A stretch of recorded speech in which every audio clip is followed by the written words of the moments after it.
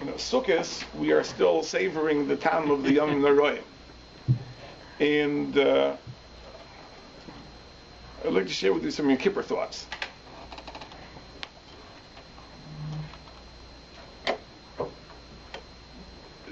We know Yom Kippur, we have the Shnei Seirim. We have the twin goats, the Soyer LaHashem and the Soyer LaAzazel. And the Shemesh Shmuel brings from the Kotzker that the purpose of the two Seirim is that the Soyer LaHashem is to elevate the good things that we do. It's LaHashem. So it elevates the mitzvahs that we do to a higher plane. And the Soyer LaAzazel is to remove and divest ourselves of the Ra. The Uvechein, the Shemesh Shmuel asks a very intriguing question. Because we know that in the Derech Avoida, we normally say that the order, the Seder HaDvarim is Sur Neira V'asei Toiv. First, do no evil. Sur Neira. Then, once you've achieved that, Asei Toiv. But in the order of the Shnei Seirim, the halacha is the exact opposite. The halacha is first, you perform the Soyer LaHashem, and you're not allowed to do anything to the Soyer LaAzazel. You can't perform the vidui on the Soyer LaAzazel until the hazos of the dam of the Soyer LaHashem are complete. So here the Seder is haflach. The Seder is the exact opposite. Here, first we bring the Soyer LaHashem, which is the elevation of our good deeds, the Asei Toiv, and only then do we turn to the Soyer LaAzazel, which is the Sur Meirah. So the Shemesh Shmuel asks that the Seder is haflach. It's the opposite Seder we normally would expect.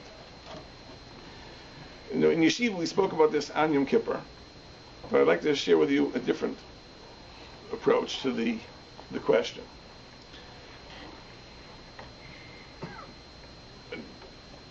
But first, I will repeat something I said. What is the idea? Let's understand both these halves deeply. First, the half of the elevation of the good things. The Chazal tell us that the Seirim, generally, the Soyer Chatas, which is what everyday Yontif, and the Seirim of Yom Kippur, are mechaber for Tumas Migdash v'Kedashav. But this is a chet where a person in the state of Tumah went into the base of Migdash, he ate korbanos, so it requires a kapara. Tumas Migdash v'Kedashav. And the Gemara says that the various Seirim at various times are mechaber for different aspects of this. There's a Mandamer who explains in Masechah Shavuos that the Seirei Rashi Chadashim are mechaber for Torah Sha'achal Asatame. That the person was Torah, the basar was Tameh. The basar of the carbon was Tameh. The Seirei Haragalim are mechaber for a situation where the person was Tameh, but lo hayaba yediyah lo b'tchilav lo b'sayif.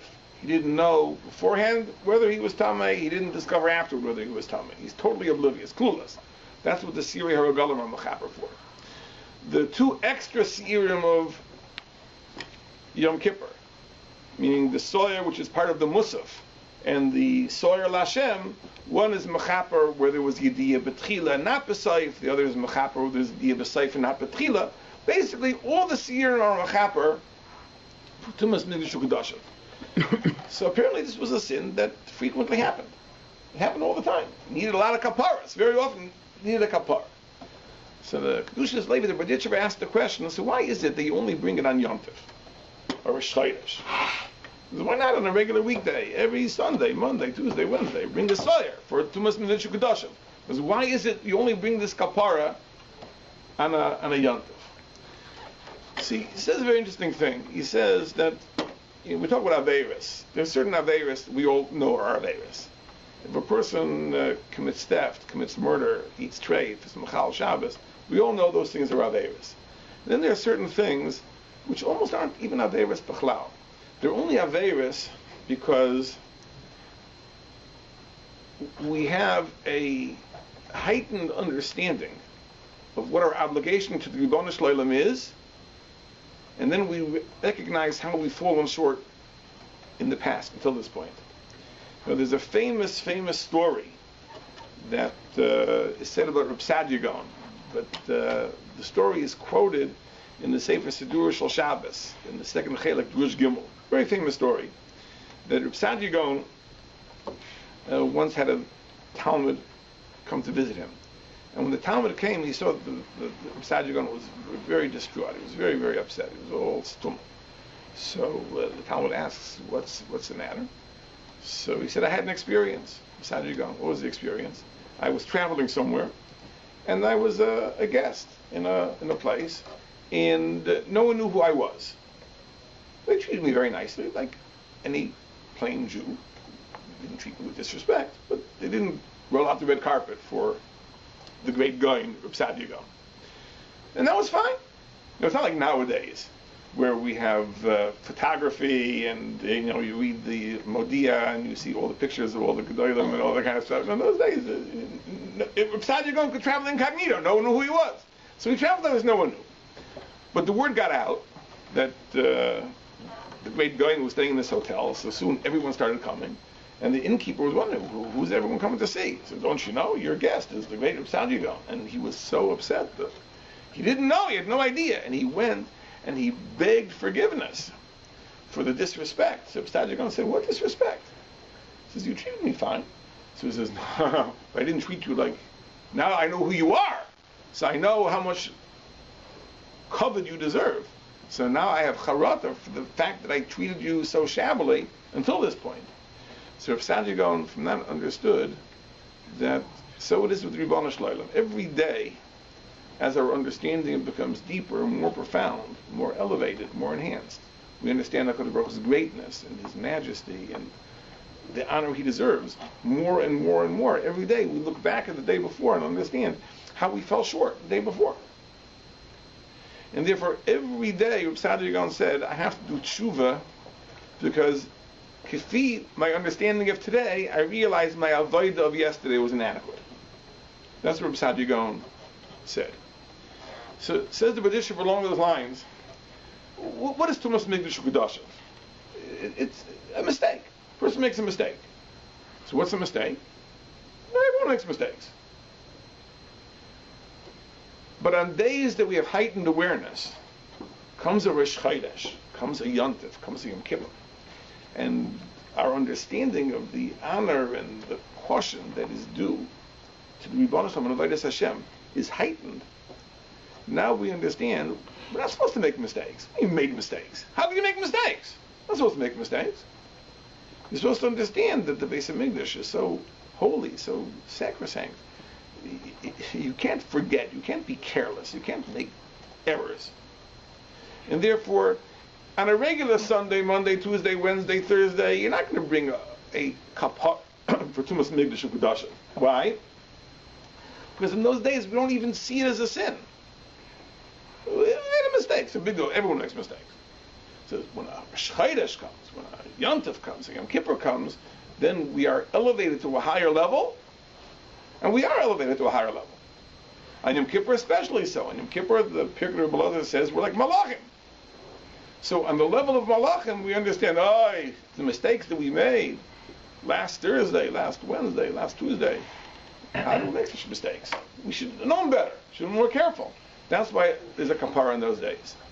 So it's an amazing thing that the Soyer Lashem, all these kaparas for Tumas Migdash Kedusha, are really because we are on such a high level now, we understand looking back what we should have been, and we do tshuva.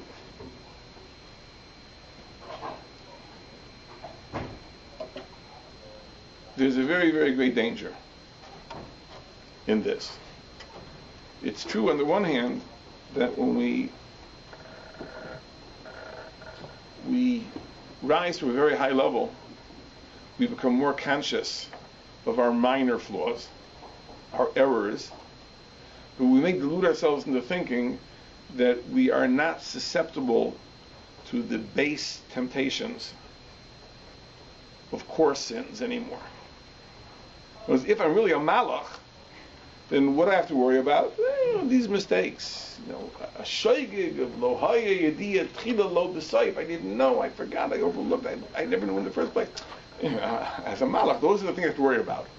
But Gili Arayas and Chil Shabbos and eating treif and my madrega, you think I'm tempted by those things? There was a Maisa with the Rebbe Melech that a woman once came to him with a very, very, very serious shaila. She had a room in her house where she kept the Pesach dishes. And she stored the Pesach dishes in that room. And during the year, she once washed the tablecloth with starch, and she hung it up in the Pesach room. And the question was, did it infect all the dishes? That was her shaila. In other words, if she laundered a tablecloth with starch and hung it up in the Pesach room, and maybe somehow the chametz will be conducted through the air, and it'll contaminate all the kalim. So she came and asked Rebbe Melech, what's the halacha? So Rebbe Melech said to her, you killed a child, and that's what you're asking about? The kachava, this woman actually had killed a child, and she came to ask about hanging the tablecloth in the Pesach room. You heard me. The Rebbe Melech Ruach HaKodesh saw this woman was a killer. She was a murderer. And that's what she's coming to ask. We sometimes delude ourselves into thinking that we're in such lofty madregas that the only things we have to concern ourselves with are these averis that are dak al dak and nivdak. Right? But the coarse things, the things that are so base and so vile, we're immune from.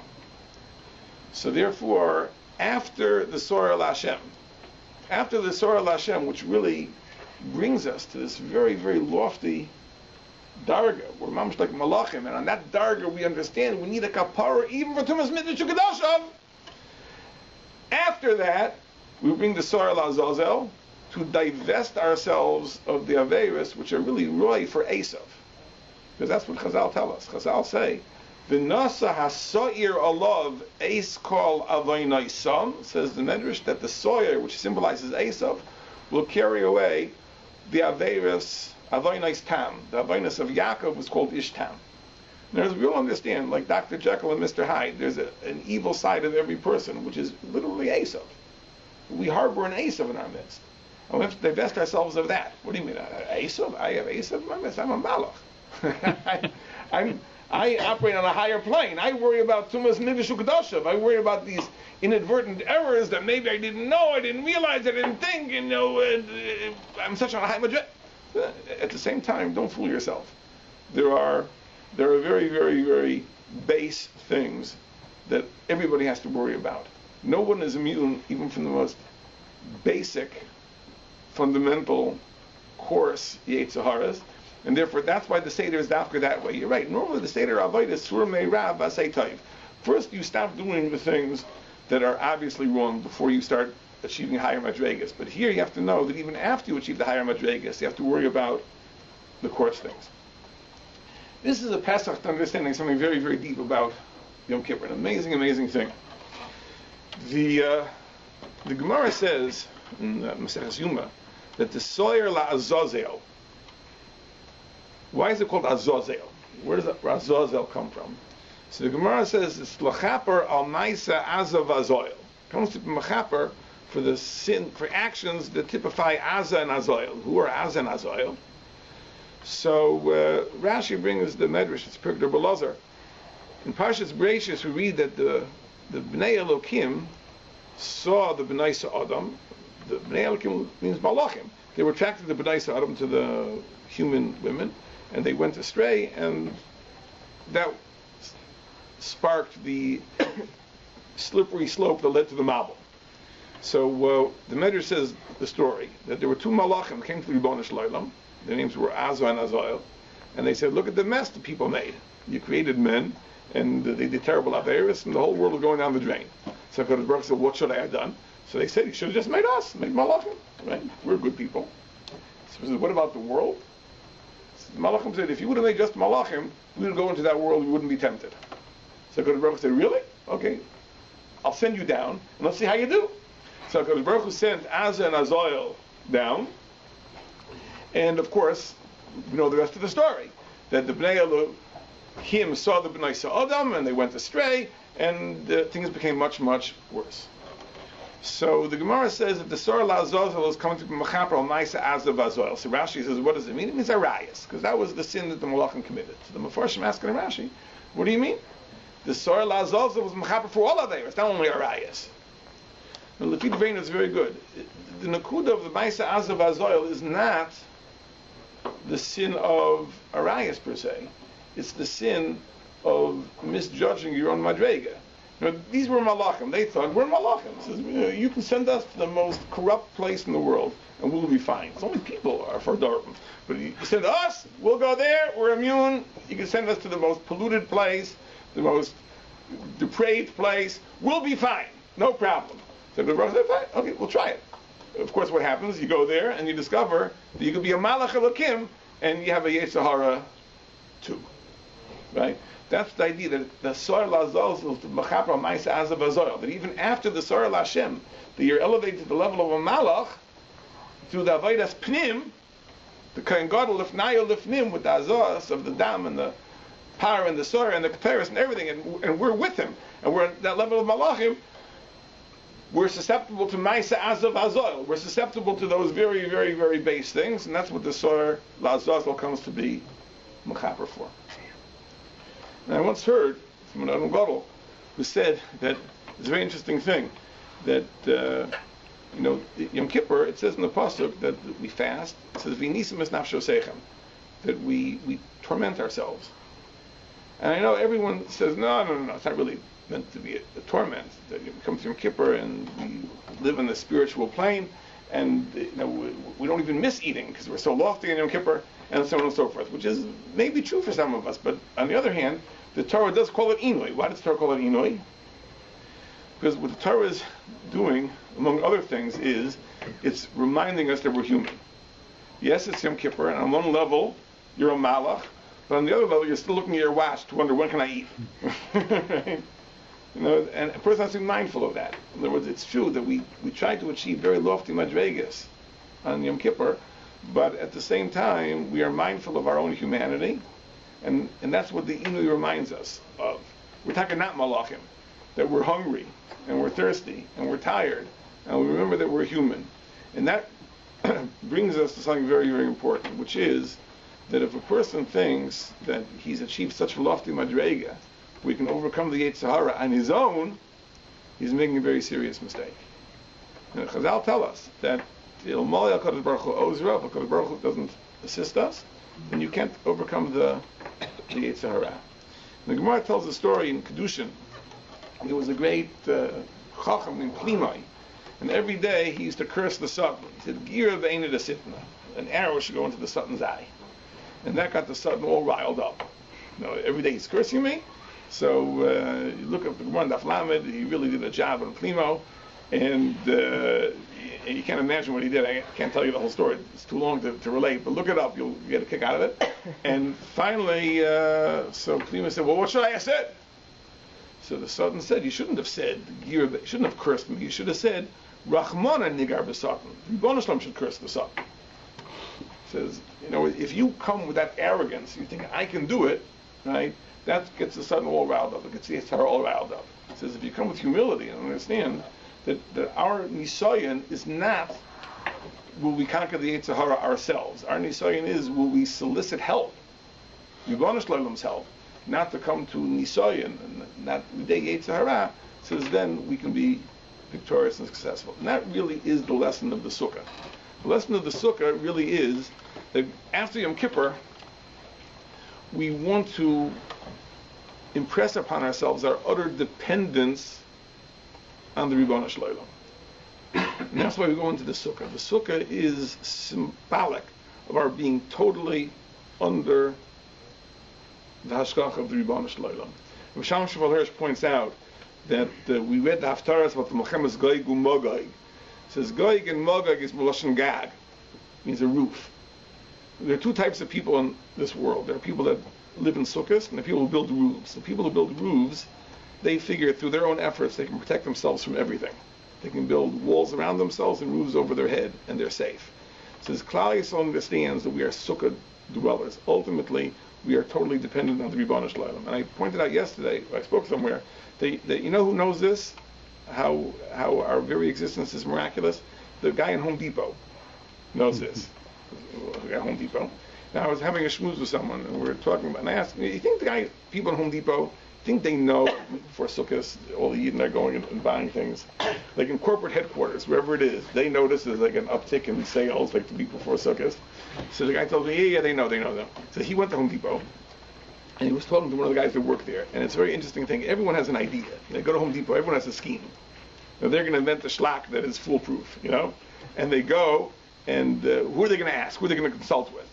So they figure these guys who work at Home Depot, they know everything, right? You go to them, they'll tell you good advice. So he says he goes over to this guy, and he tells him his ideas. So the guy says, I heard so many ideas today. If even one of them works, it'll be a miracle. So even he understands that it's ultimately a miracle, right? That there's nothing we can do ourselves. We're not going to design the perfect sukkah or the perfect shlak. We're not going to be able to withstand the rain or the wind or the cold, because we're totally under the shade of the Ribono Shel Olam. That's exactly what Sukkot is all about. That's what Yom Kippur is all about. Yom Kippur, on the one hand, we are raised to the level of Malachim. On the other hand, we're pulled down a notch. We're reminded of our own humanity, of our own shortcomings, our own limitations, our own temptations. And that's very important. Now we go to the Sukkah, which is the Sila de la Himnusa, it's the shade of the Ribono Shel Olam's protection. This is where we understand that Amalei HaKadosh Baruch Hu Ozo. And if you look in Sefer Chasidus, they're filled with this idea that essentially the Sukkah is the place we go for protection from the Yetzer Hara, because we understand that we can't do it ourselves. But with the Ribono Shel Olam's help, we can do anything and everything. So the Ribono Shel Olam give us Siyat D'Shmaya to learn the lessons of the Sukkah. Hopefully it should be a very happy Yontif, but also a very, very effective Yontif, in being able to learn its lessons, to be able to proceed to the new year, the coming year, with great effectiveness and great vigor in Avodas Hashem and learning Torah. Thank you for listening. Good Yontif.